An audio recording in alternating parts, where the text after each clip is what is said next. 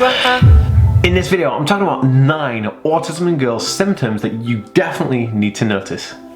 Coming up.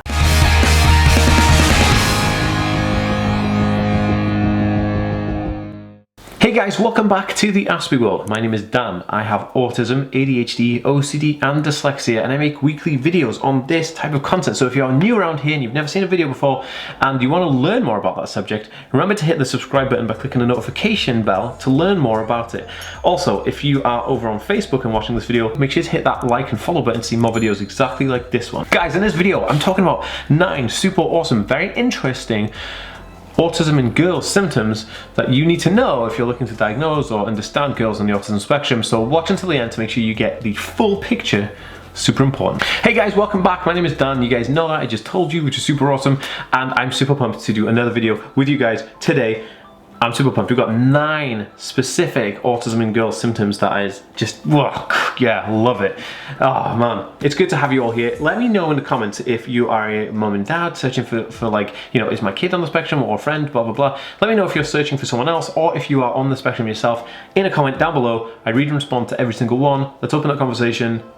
You're amazing. Okay, so I've done a few videos on autism in females and autism and masking and all this kind of stuff. So if you are wanting to look at the other videos in my catalog all about female autism spectrum condition, then there is a link in the card above here for a playlist on that, and there'll be a link in the pinned comment down below so you can check that out. But in terms of this video, I'm going to go through 9 specific autism symptoms in girls so that you can have the best chance of identifying it by the end of this video. Okay.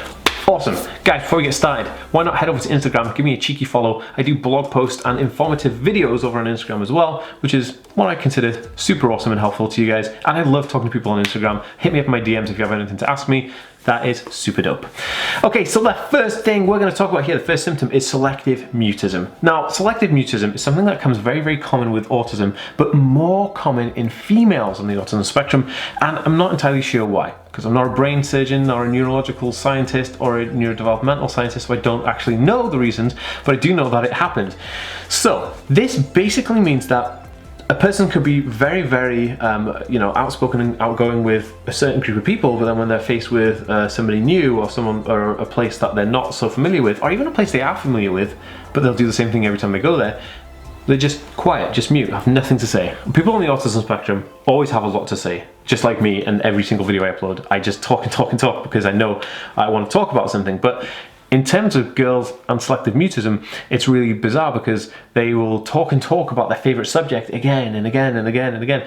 But in terms of certain situations and certain crowds, they're just completely silent, which is pretty interesting. And I find that so fascinating because selective mutism, I mean, yeah, you know exactly what I'm talking about. Let's get on to number 2. Number 2 is masking. Now, masking is where a female on the autism spectrum would be pretending to be a persona, putting on a front, if you will, like acting out during the day to kind of get through awkward situations, like being around a lot of people, social anxiety situations, like in school or work or traveling, because they are wanting to overcome this because it's kind of like their human nature to overcome it, and girls are just experts at this masking, which is obviously one of the reasons why it's difficult or more difficult to actually diagnose females on the autism spectrum, because of the masking idea behind it, because they can't really see the symptoms or their traits or their characteristics because they're masking at the time, which is very, very interesting.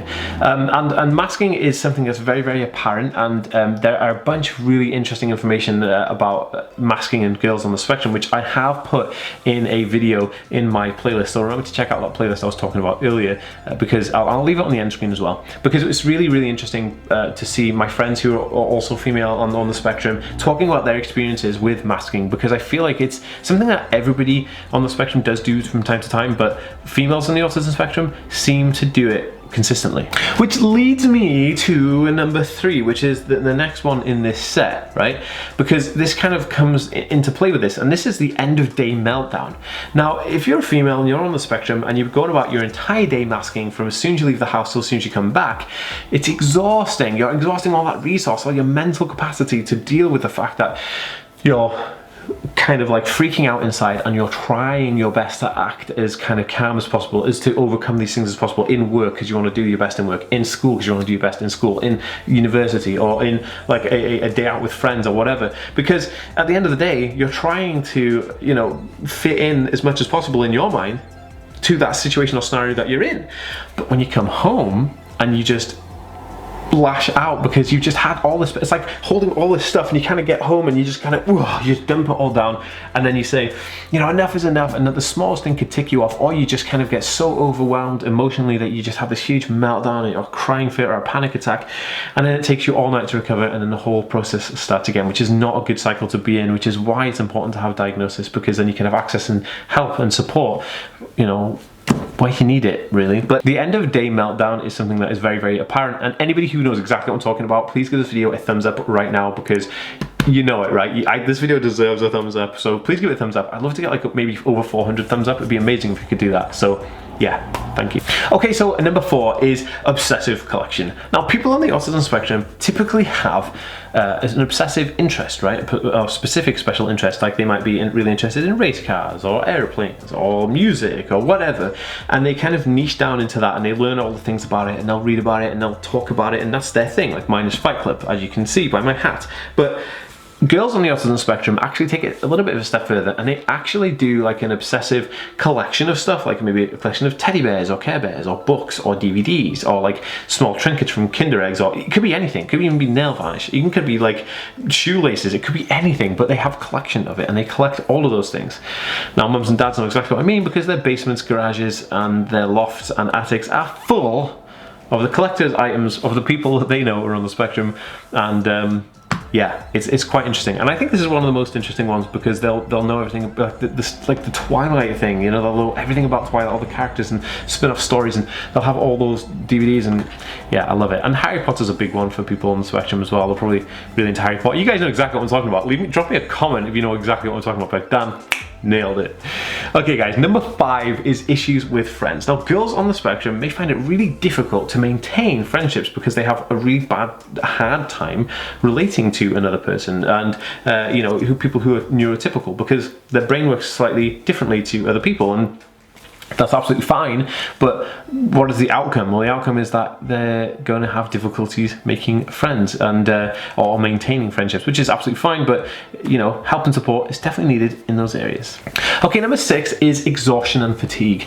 Now, think about it. If you're a selective mute and you're trying to mask, and you've got all these things going on, and you're melting down at the end of the day, and it's exhausting. Exhaustion and fatigue, and you're a female at the end of the day, and your body's going through all kinds of changes, and you're growing up, and you know, females have like the rough end of the stick, and they have to bear children and all that kind of stuff. So it's kind of like all of that mixed in with on top of a neurodevelopmental condition like autism can be very exhausting and fatigue ridden, because it's just exhausting. It's a lot to deal with, a lot to do with, you know, and hormones racing, all that and the other, especially growing up in teenagers. And so if you know exactly what I'm talking about, guys, just yeah, you know exactly what I mean. But thinking about it, exhaustion and fatigue, it goes along with this list, and it's a good way to figure that out, and something that probably people have never really spoke to you about, but it's definitely in there on that list. Okay, number 7 is difficulty with eye contact. Now, we all know that people on the autism spectrum have difficulties with eye contact, but in actual terms of actually trying to maintain eye contact in conversations and social situations is super difficult for people on the autism spectrum, and it's no exception for the females. Females have the exact same issue, and they are more or less prone to it, just like males are with an autism spectrum disorder. So if the other things match up, and this one is also there, well, and this is why, because they're definitely leaning towards the fact that they may be on the spectrum. Okay, number 8 is extreme shyness, or just being like super quiet. Now, this comes from the fact that it's selective mutism, and also a personality of an introvert. Like, an introverted person wants to just be quiet and do their own thing, and potentially is shyer on new people, and that shyness can also come comorbidly with the selective mutism and cause this kind of thing. So you know that if your kid or your best friend or somebody is like a female who's on the spectrum and they're quite quiet in certain situations and they're quite reserved, it's because of the fact that they have extreme shyness. And I know, like, people always say it all the time, you know, like parents like, oh, she's really, really shy, and it's because she's more of an introverted person, and she wants to think about things that are more stimulating rather than the things that are not stimulating. Like, if you go to your friend's house to watch them, you know, eat scones and go outside in the garden and listen to your mum and dad talk, it's the most unstimulating thing ever, especially for a kid who's on the spectrum, so they'll just zone out and do their own thing.